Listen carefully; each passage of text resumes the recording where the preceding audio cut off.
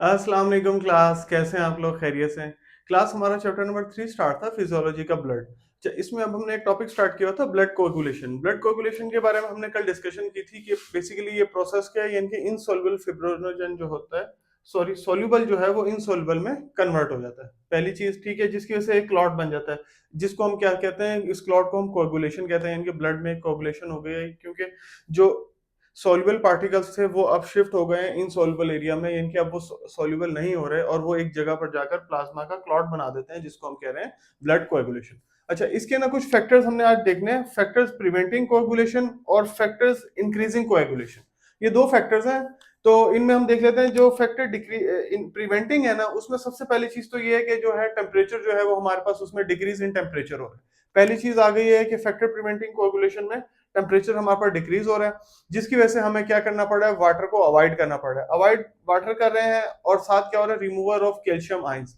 Calcium ions की removal हो रही है, और इसके अलावा जब कैल्शियम आयन की रिमूवल होगी तो क्या बन जाएगा, प्रेसिपिटेशन ऑफ फिब्रिनोजन। ठीक है, सेकंड नंबर पर हमारे पास है फैक्टर्स इंक्रीजिंग कोगुलेशन।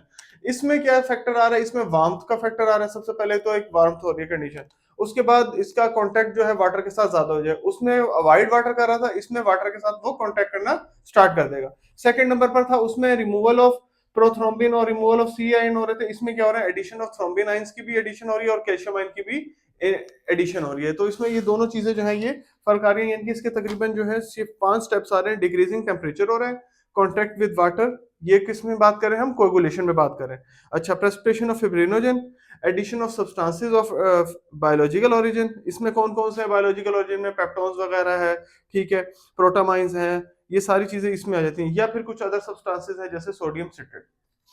ये तो बात होगी फैक्टर्स प्रिवेंटिंग कोएगुलेशन। अब आगे फैक्टर्स इंक्रीजिंग।